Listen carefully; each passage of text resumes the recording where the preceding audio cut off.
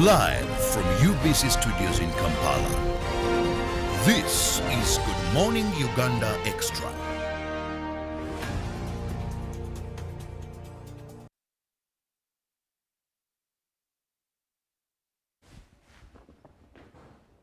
Good morning, and thank you so much for being with us yet into this extension of Good Morning Uganda, which is Good Morning Uganda Extra. I'm Robert Chirabonyo. In case you've just joined, it is exactly 8 minutes past the top of the hour, which is 9 a.m. Now, we are yet here to discuss another issue of national concern. Now, this comes in regarding our health, the medication you take. And of course, when we talk about that, I'm with an official from the body that is responsible for that, and that is the National Drug Authority. I have Onen Solomon, who happens to be the manager, Good Manufacturing Practices and Services at the National Drug Authority. Solomon, you're most welcome. Thank you very much, Robert. A very good morning to all the viewers out there, and a happy new year. I'm very much excited to be live on national TV, but more importantly to be sharing with our listeners and viewers on what the National Drug Authority is doing to promote the health of Ugandans. Thank you. Now, when we talk about the National Drug Authority, NDA, first to our viewers that are watching us, we need to understand, what do you do? What is your mandate? Sometimes you see drugs are being confiscated. Drugs, you know, sometimes National Medical Stores, then National Drug Authority. So let's understand what is National Drug Authority and clearly what your mandate is. Okay, thank you, Robert. The National Drug Authority is a government agency. We were founded in 1993 by an act of parliament, and the mandate of the Drug Authority, or NDA as we commonly know it, is to ensure that Ugandans, this is both the human population as well as the animal population, have access to good quality, safe and efficacious medicines at all times.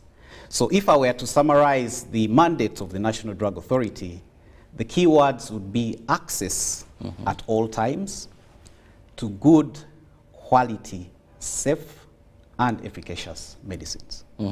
Yes. Now, having known the mandate of what National Drug Authority does, now Ugandans know where to hold you accountable.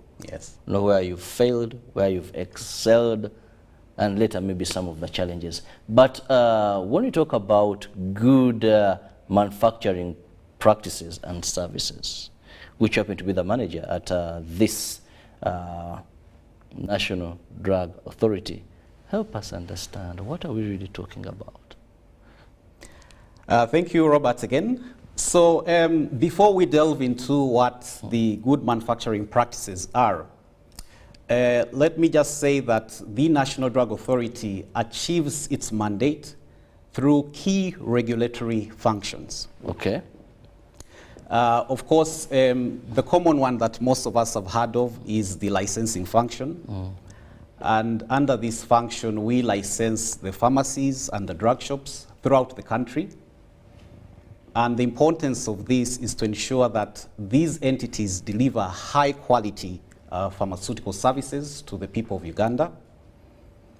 The other functions that you may have heard of are the regulation of clinical trials. And this was more prominent in the recent past when we had to conduct clinical trials for some of the locally produced medicines here in Uganda. So the National Drug Authority oversees the conduct of clinical trials to ensure that they are conducted in line with international requirements. The other functions are the marketing authorization of medicines.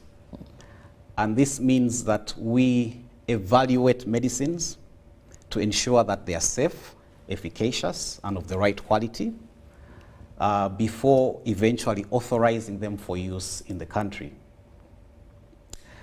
We have a quality control laboratory that also enables us achieve one of our key functions, and this is the testing of medicines. So we are able to test medicines to ensure that they are of the right quality before distribution and even after they are already in the market.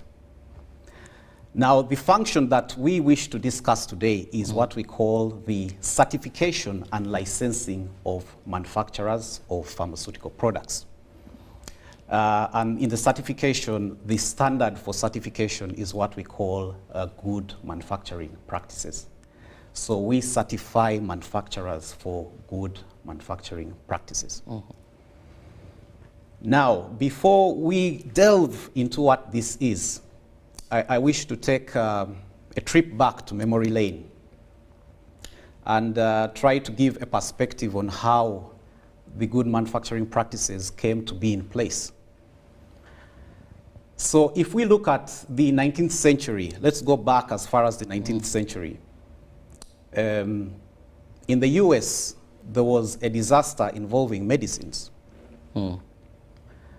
What happened is that there was an antibiotic syrup that was manufactured and distributed throughout the country.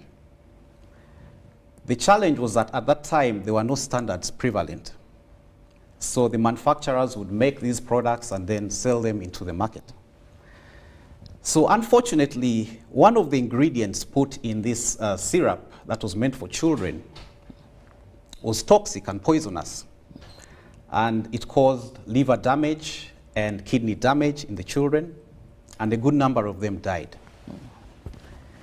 We've seen similar incidents throughout the timelines for the pharmaceutical industry till even 2022. If you recall, in the Gambia, there was an incident where several syrups again caused death among children. And the reason for this was because the ingredients used in the manufacture of these syrups were not of the right standard, or of the right type. So these tragedies over history have triggered the need for a regulation over the manufacture of drugs. And over time, scientists all over the world have joined efforts to come up with standards that will avert such incidents from happening. And this is how the standards entitled Good Manufacturing Practices were eventually coined and put in place. So there are several standards out there, but more or less they speak about the same thing.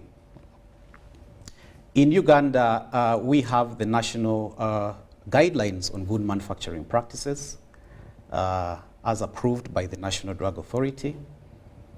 And this is a statutory requirement. Statutory meaning they are a mandate and required by law if somebody is to put products onto the market. And the reason we make it a mandatory requirement is that they deal with issues of protecting human health. And so it is either you achieve these standards or you cannot market your products on the Ugandan market. So basically, this is the history of the good manufacturing practices.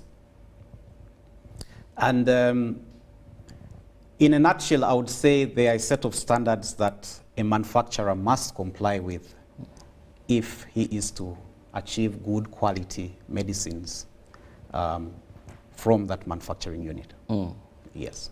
Well, having told us what the standards are and what the manufacturer has to ensure they have, now the other question would be, how do you ensure that the manufacturers stick to these standards? We have a number of drugs, and you look at both animals and, of course, the human beings. We have, so one of the mandates looks at how effective these drugs are.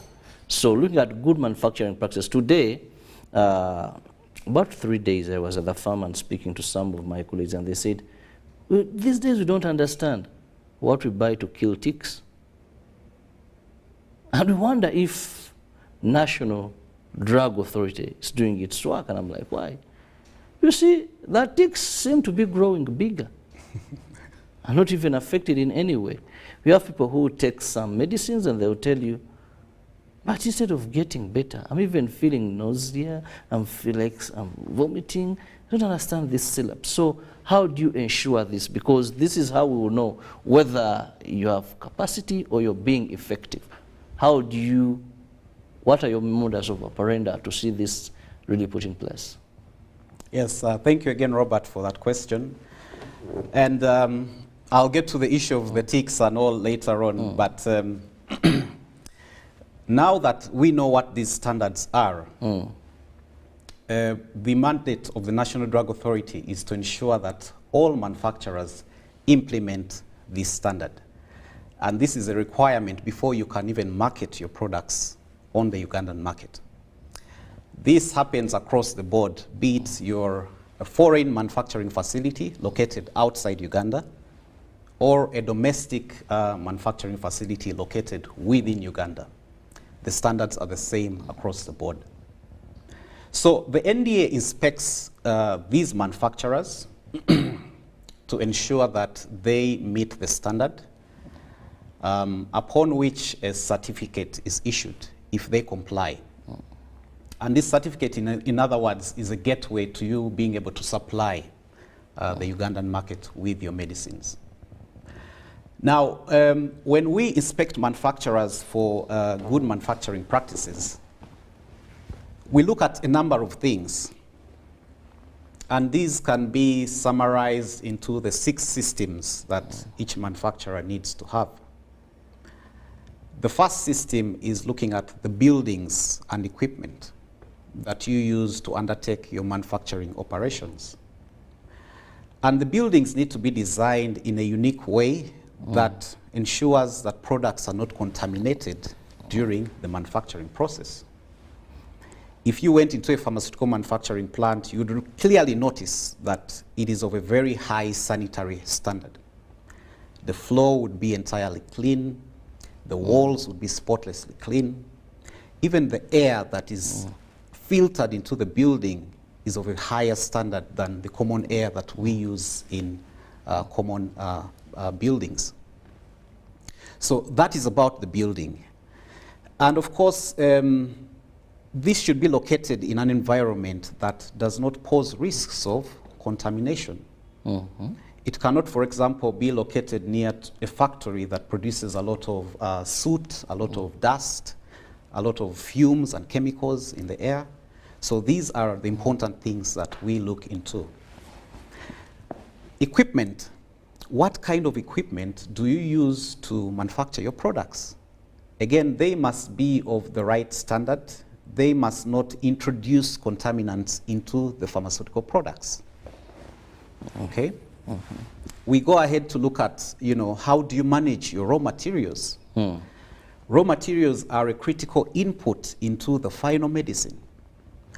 And in GMP, we have a saying that goes, you cannot test quality in a product. It is rather inbuilt into the product. And this means that from the time you source your raw materials, there must be quality in those raw materials.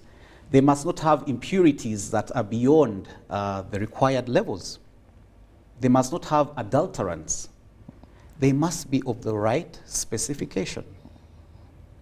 You cannot say you want to make Panadol and then you start with a raw material that is not of the right quality and think at the end you'll get the Panadol that you want. Okay? So we look at things like what kind of materials do the manufacturers use and how do they qualify these materials to ensure that they are the right materials. We also look at the facilities you have for testing medicines.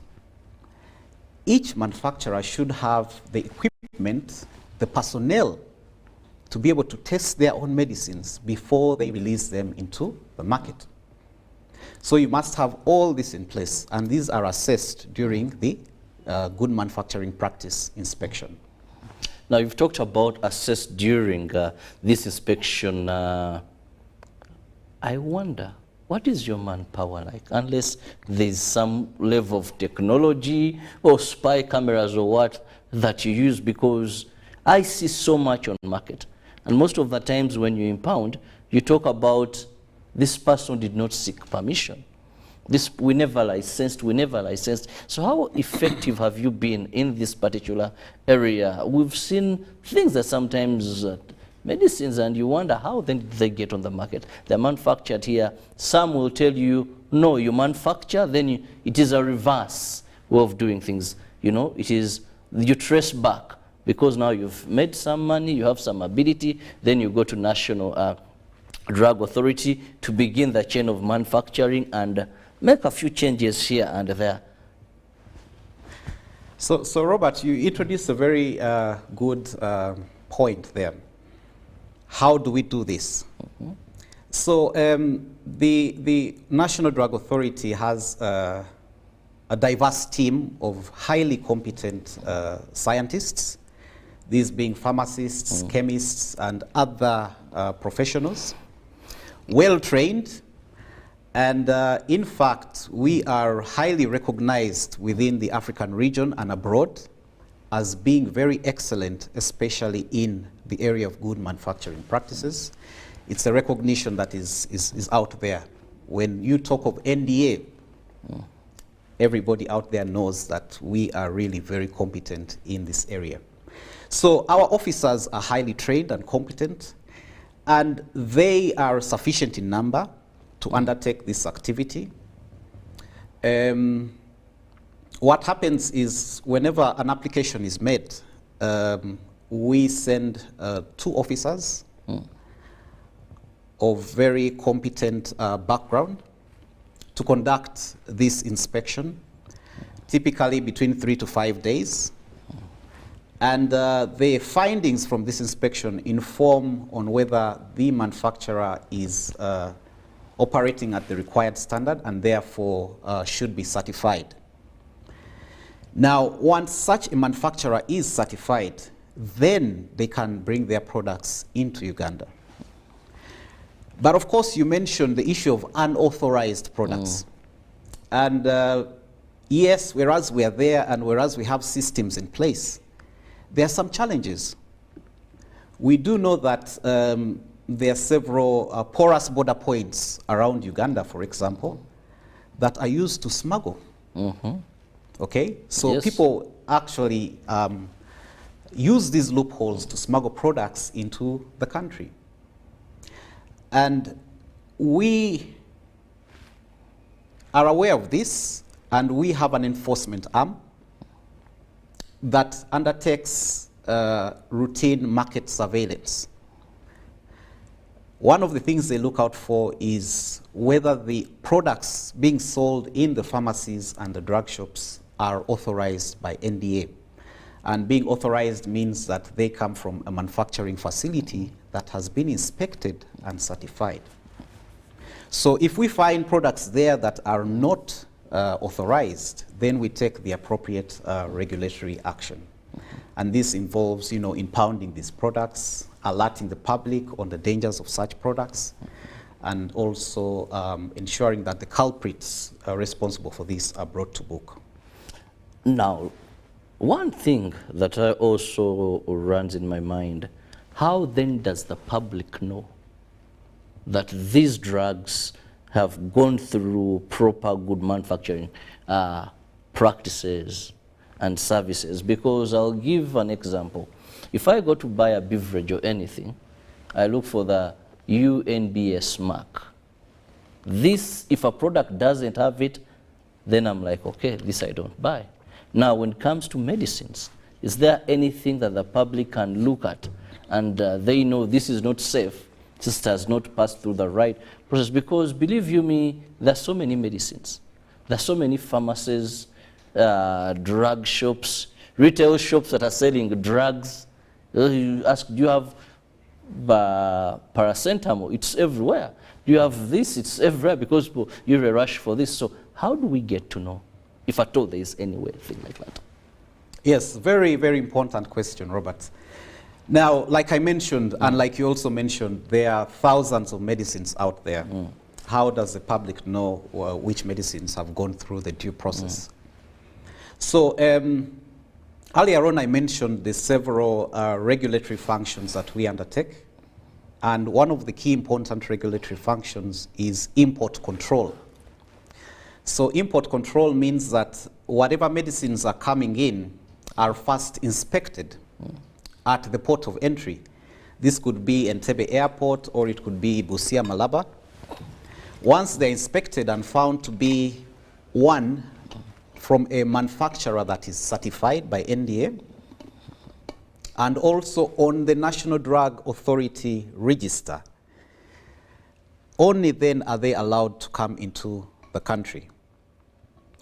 So how does the public then, assure themselves that these are the right medicines? One, let's always procure our medicines from licensed outlets. Because if an outlet is licensed, it means the National Drug Authority has visited them and routinely visits them to ensure that whatever medicines they sell are of the right quality and that are authorized. So that's one thing the public can do. The second thing, if you are really curious about your particular medicine, we have a National Drug Register. It's a public document that is available on the National Drug Authority website, and it contains the list of all the drugs that the National Drug Authority has assessed, has inspected their manufacturing facilities, and has deemed them suitable for use. So these are available on the National Drug Authority website, on the National Drug Register. Of course, you can also send inquiries to the National Drug Authority, especially on quality-related issues pertaining to your medicines. If you feel you have bought a syrup, but the color has changed, the labeling is not what you expect, there are avenues for you to report this to the National Drug Authority. I hope that is not done when it is too late, but Ugandans, we must interest ourselves. This is your health, so certain things may not be that very easy, but very relevant. The drugs you're taking, are they safe? Have they been certified and cleared by the National Drug Authority? Take interest in this. Do you have something like maybe a number, like I look at a syrup, then I type in, then I can get a message, or is it also another? Because I'm trying to look at how the ordinary Ugandan can be helped here, how fast it is, because drugs flow on our market so fast. Imported drugs, our local manufacturers, so much. And if we don't have ways that we can detect very fast, like I gave you with beverages, that just look at it and you're like, no. Why is it not there? So if a person is to check, I may not be in position to get that list of all drugs. I don't think it's not even readily available at pharmacies or drug shops. That maybe I would say, if you're selling this to me, is there a book, I look for its name or something like that? So what is the easiest, if at all there is? Yes, Robert, there are several avenues for the public to access this information. One of the things that the National Drug Authority has done is to decentralize its services. And this means that we have 9 regional offices throughout the country. These offices have personnel who are competent and qualified, and they can attend to any of the public's concerns. So always feel free to walk to your nearest National Drug Authority office and make any inquiries that you wish. But for the more tech-savvy public members, we have an app. It's called the Med Safety app. Med Safety? Yes, Med Safety app that you can access from your Google or iStore. And it helps you interact with the National Drug Authority, especially in terms of reporting issues to do with medicine safety. Yes. There are also toll-free lines available on our website, as well as WhatsApp numbers that you can get an instant response whenever you have a query that you need assistance on. So I encourage the members of the public to use any of these avenues. The National Drug Authority website is very rich in content and information, and it is good to interact with this, as you will get a lot of information about your medicines from there. Well, still with Onen Solomon, and we are looking at good manufacturing practices that ensure that the drugs you take are very safe. Let's go for a short break. When we return, we will be interesting ourselves in looking at how National Drug Authority is supporting local manufacturers, or what we'll have to call local content. We will return shortly.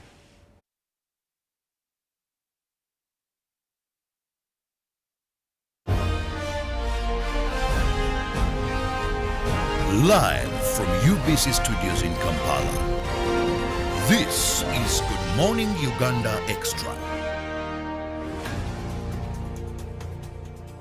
The Tales of Kasozi, brought to you by Uganda Communications Commission.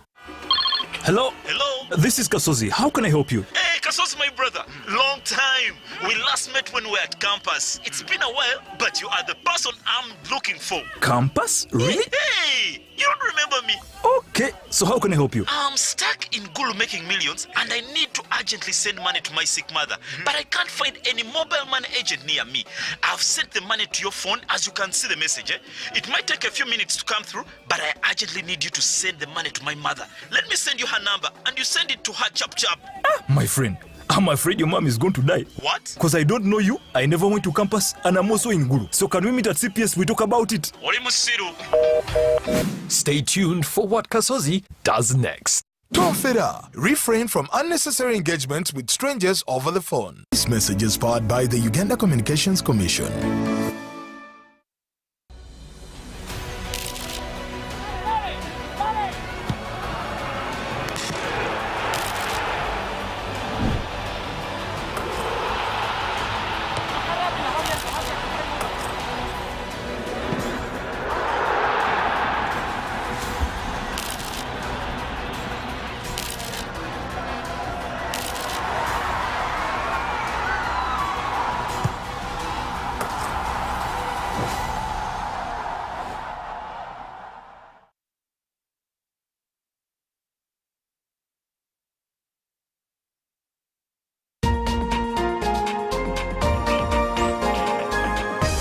One-on-one with Michael Jordan Lukomwa. A weekly face-to-face conversation focusing on accountability, inspiration, information, and sensitization of the public from the various sources, such as inspirational profiles. Having a disability is not inability. Professional guidance. There is no special antiretroviral therapy that is given specifically for discordant couples. And of course, politics. Don't you see anywhere that you would give a credit in the fight against COVID?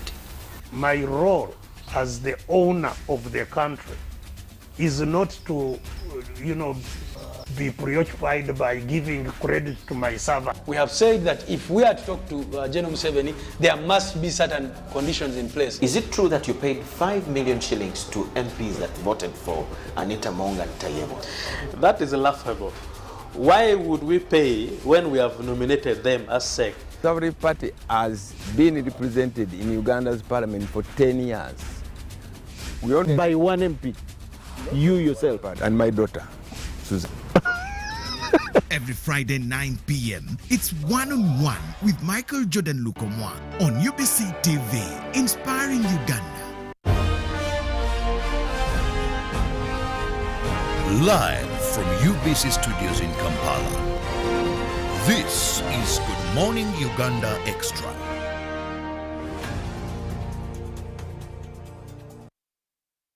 Welcome back from that short break, and thank you so much for being with us on UBC TV from the hour of 6:30. We appreciate when we began our live broadcast with Good Morning Uganda, and it is now Good Morning Uganda Extra, an extension of Good Morning Uganda. So we appreciate. Thank you for the feedback throughout. We are still discussing good manufacturing practices, and I have an official from National Drug Authority, and that is the manager, good manufacturing practices. Before I went for this break, I had told you we'll return with a focus on local content. Yes, we have drugs that are imported into Uganda, but we know those go through a lot of procedures, right from their home manufacturing countries that could have fairly systems put in place to ensure safety. Though sometimes there's something, I don't know if you're in a position to clarify. I've seen a number of this thing for export only. What does it mean? Does it mean that people in that country don't use that particular new come up drug that's for export only? I'm like, well, how does that come about? When a manufacturer feels this is only for export, they're not going to use them in their country? Yes, thank you, Robert. That is a very interesting question. And a lot of members of the public have asked about, you know, what does this mean? Does it mean that the drug is not good enough for the country where it's being manufactured and therefore has to be only exported? So again, this takes us back to our quality assurance mechanisms. Be it a drug labeled for export only or not labeled for export only, we as National Drug Authority still undertake this drug through the same rigorous approval process. And that means we evaluate the scientific information related to this drug. We go and inspect the manufacturing site where this drug is coming from. And where clinical trials have been conducted, we also review the conduct of these clinical trials related to this drug. But maybe to specifically answer your question, for export only is a mechanism that some countries use to support their domestic pharmaceutical industry by assigning special incentives to certain manufacturers who are export oriented. Okay? So they may give them tax waivers, they may give them, you know, discounts on certain duties and levies, but the condition is that these medicines have to be exported. And understandably so, because the export of medicines brings a lot of revenue to all the countries that undertake this sort of activity. Yes, so export only does not, you know, mean that the quality is inferior. It is only a mechanism that countries use to boost their export industry. Yes. Well explained. Now let's look at the local manufacturers here. Of course, we know medicines are very expensive. Many countries have developed because they're healing, they're treating something. Now, how are you supporting our brothers or sisters here that every time someone is coming up with something on the market, there's this, there's that, how does NDA support them? Because many will see you as, well, that is a watchdog. I must run for the sake of my life. You know, how do I take myself in harm's way for them to look at my product or what is the content there? I was speaking to one who told me, now if everyone knows what I put in this, then will I have someone to sell to? Because everyone will be able to make it. This is person to, this is me. And it took me back to our days of our great-grandparents who knew the herbal something when someone gets a snake bite. It could have been even just around there. But this one is suffering. This old woman runs around, goes to the gardens, tells people, you go away, then comes and just picks this, adds a few, then puts on. When they died, no one knew. The grandchildren, the snakes are killing them. But their grandmother knew. So we still have that mentality amongst our people. If they know the formula, if they know this, then they'll steal it away from me. So how do you support such people, yet we need their medicines or drugs? Okay, thank you, Robert. And before I delve into the indigenous medicine sector, let me say a few things about our local pharmaceutical industry. So the domestic industry in Uganda is still quite young, but very promising. As we speak, we have a little over 45 manufacturers of pharmaceutical products as well as medical devices. And they manufacture a range of products. We have one of the first manufacturers of surgical and examination gloves in the whole of East and Central Africa, as well as Southern Africa, actually. We have manufacturers of antiretrovirals. You've heard of CIPLA quality chemicals. And these are really internationally known manufacturers. We have manufacturers of veterinary products. You were talking about the ticks and you know what we can do to manage the problem of ticks. So we are lucky to have a domestic manufacturer that makes what we call acaricides to manage the problem of ticks. Now, the local industry is quite important. And if you will recall, during the recent COVID-19 pandemic period, a lot of the foreign countries were hoarding medicines. And understandably so, because they needed to meet the needs of their people first before, you know, releasing the extra for export to other countries. So this situation highlights the importance of a country being self-reliant in producing its own medicines. And this is actually a public health issue, but also one of national security importance. So I'm glad that the local industry in Uganda is slowly growing. And as National Drug Authority, we are excited about this. And it also puts us to task to ensure that as these industries grow, they are guided to ensure that they comply with international standards. And there are several benefits of this. One is that if we have our own domestic industries complying with good manufacturing practices, it means that the medicines they produce are of the right quality and that these will help the populations in Uganda achieve their health outcomes. But also it will build a confidence of the public in the domestic pharmaceutical industry. So as National Drug Authority, we are very particular about ensuring that the domestic industry is guided to ensure that they comply with the GMP. How do we do this? We conduct routine and in-depth inspections of all the manufacturers in Uganda, more than 1 or 2 times in a year. And also in case, you know, we have complaints regarding their products, we go out there, we inspect them again, we pick samples of these products, we test them to find out what is the problem. So this is the kind of technical support that we offer to the domestic pharmaceutical industry in Uganda. There are also other incentives that the domestic industry is able to benefit from. And these are things like zero taxes on importation of raw materials.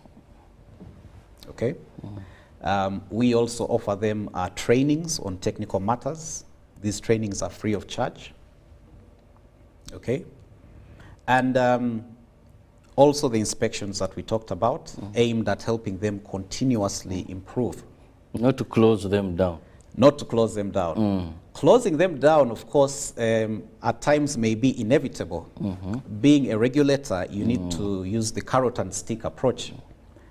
So, for example, if a manufacturer X fails to improve on issues that we have pointed out to them, we have no alternative but to close them down. Temporarily, of course, as they work on the issues that have been identified. Now, this brings me to ask, how easy is it, how affordable is it for National Drug Authority to certify, to support these local manufacturers? Because all these, I don't think they're free of charge. In terms of affordability, being a government agency, we collect statutory fees. Even the companies that intend to export their medicines from outside Uganda must pay a certain fee accompanying each application. And these are the fees that the National Drug Authority uses to undertake its mandate. So the fees and the manpower are all available, and these are resources that input into our processes of assuring the quality of medicines. Now, there's something that I always see, or when we go to cover these stories regarding National Drug Authority, manufacturers of these drugs. Now, one talks about product recall. Now says, no, Robert, here there was a product recall. Like product recall? When does it happen and why does it happen, if at all? Maybe they don't tell us the truth, but if these drugs were really seen as worth going on the market, then how does this recall thing come about? Yes, thank you again, Robert. That is a very interesting question. And recall is a subject that has often been misunderstood by the public. You know, when... some tell them, you know, they're so confused. Some will tell you, but then how did they record it? How did it, first of all, pass them? Now they're saying, they want money. You know, just go there, meet them. They want money. And now, when they want money, and I know now, this is the manager, you're the manager, good manufacturing practice. I'm like, oh, so is this the man they are taking the money to? Now, Robert, to clear the air on the issue of recalls, recalls are an occurrence that happens worldwide. Okay. It's not only in the pharmaceutical industry. You have had, for example, Toyota recalling some of their vehicles from the market. You've had companies like Nestle recalling some of their milk from the market. Recalls act as a fail-safe mechanism, meaning that although ordinarily there are measures in place to ensure that the drug that is manufactured at the end is of the right quality, sometimes, because we are dealing with human beings and we are dealing with systems that are not exactly 100% fail-proof, sometimes things go wrong. And remember, the National Drug Authority is not based at the manufacturing facility 100% of the time. So it's possible that, yes, things go wrong. Whether, you know, this is a deliberate undertaking or not, things do go wrong. And this brings into light the other function that I briefly mentioned about, the function of post-market surveillance. This means that, yes, today we have allowed your drug into the market. You go ahead and distribute your drug. As National Drug Authority, we do not stop there. We do not say, okay, we have allowed drug X into the market, that is it. We use our regional teams to conduct what we call post-market surveillance activities. And this means they go out into the pharmacies, the clinics, the hospitals, they interact with the medical professions, and try to pick out any complaints regarding medicines that have been authorized for use onto the market. It is possible that in the process of doing this, you know, you come across a medicine that has a critical defect. So, for example, if it's syrup and it should be clear, it's possible that you may go and find there are particles in this syrup, and they're there on the market. So these particles could arise maybe out of poor storage. If the pharmacy or drug shop does not store these medicines properly, they could deteriorate and, you know, the quality is affected. But it could also be that maybe a mistake happened during the manufacturing, and this was not picked out. Okay, so all these are occurrences that are possible. So depending on the level of the criticality of the occurrence, if we find that this is harmful to the consumers who will eventually take this medicine, then we instruct a recall to be undertaken. So the recall could be that we remove everything that is in the market, especially for the critical defects on medicines. It could be that we just recall up to the distributor level. That means the wholesaler, if the defect is not too grave to the consumers. you could have an error on the label where instead of writing letter A, you know, it's written letter E, perhaps. So those are not so critical defects, and the product may be recalled to a certain higher level. Yes, so recalls do happen, and they are a fail-safe mechanism aimed at protecting the public, especially if the medicine is realized to have deteriorated while it's on the market. Yes, so I encourage members of the public to have confidence in the National Drug Authority that we do take matters of your health seriously. And when we issue a recall, it's not really a failure on our part. It's not a NDA fighting business battles. Exactly. But it is a well-known occurrence worldwide that is used to protect consumers, especially when quality issues are detected relating to medicine. Well, I must let you out of here, but in just a minute, let me have your final word to our viewers regarding that is safety of the drugs on market, and of course, those that are manufacturing them regarding good manufacturing practices. Thank you very much, Robert, for having me, and thank you, viewers, for listening in. My parting words are that let's take matters of our health seriously. Let's always procure our medicines from the right sources, these being licensed pharmacies and drug shops. Let's engage the National Drug Authority regarding all medicine-related issues. And for those intending to set up manufacturing facilities, the NDA is very friendly. We are very open and welcoming. We shall guide you at every stage of setup of your entity up to the point where you license your manufacturing unit and you can begin to manufacture your products in an official and authorized manner.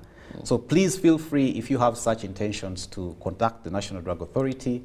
We are here ready to assist you. Thank you. Well, I want to thank you so much, Onen Solomon, who happens to be the manager, Good Manufacturing Practices at the National Drug Authority. Thank you for your time. And of course, our viewers, I cannot forget to say thank you from the hour of 6:30 till now. You've been with us, and of course, we enjoy all those that have given us feedback. Thank you for that communication. It's really healthy, and of course, it encourages us to keep on interacting and serving you better. See you tomorrow. God willing, be very careful with your life. Self-medication is another problem that we have as Ugandans, but also be inquisitive. You know, don't just take. Try to find out how safe are these drugs, both for your animals and, of course, your consumption as an individual when you're not feeling fine. See you tomorrow. God bless you. Live from